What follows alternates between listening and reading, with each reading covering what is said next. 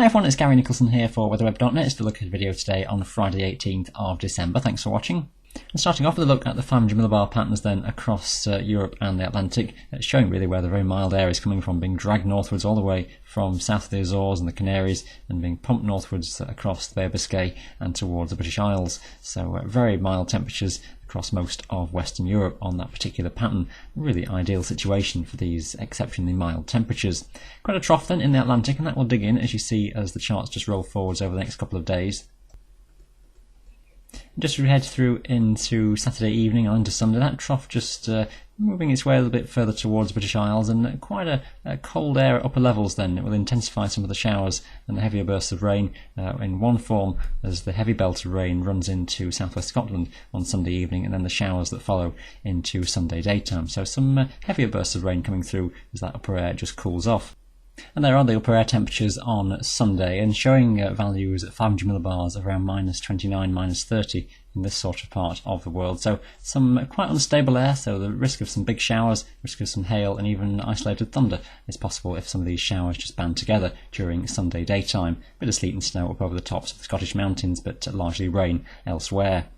Then we look more towards the Atlantic for a more direct approach from the jet stream into the early part of the new week, an upper trough in the mid-Atlantic and directing itself back towards us again. But by and large the pattern is still as a southwesterly one coming in from the Atlantic, not quite dragging the air in from such a mild source, but still a very mild pattern, and that's the way things go through the middle part of the week. Somewhat cooler air just spreading across the country around Wednesday behind a cold front, but that pattern not changing too much even towards Christmas.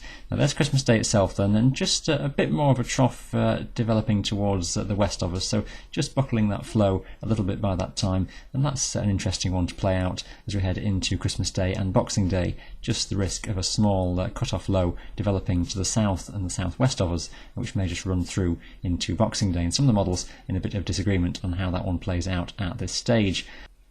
And this is the European operational model, so it may have a little bit of a jumpiness built into it as opposed to the ensemble runs. This starting off with 21st, so we're early on in the new week, and they're pretty much representative of the other models as well. That southwesterly flow is very much in. It continues into the 22nd and also the 23rd of December, so not too much disagreement there. And there's a deep low just moving towards the northwest of Scotland on Christmas Eve, giving the risk of severe gales there. It's what happens beyond that, and just watch in the southwestern approaches as we move through into Christmas Day itself. It develops an area of low pressure in this sort of region, tries to develop that across the south of the country into the early hours of Boxing Day, and dragging cooler air into its northern edge, and continue to do so into the Saturday, filling us in with a northwesterly flow as that low just tracks its way eastward. So something a little bit more interesting on that one as to just to what extent cooler air gets dragged into the top of the system around northern Britain, and it could be a mix, a bit like we saw a weekend or so ago, where it's wet, mild across the south of the country, but on its northern edge, just the risk of turning to a period of snowfall, mainly over the hills,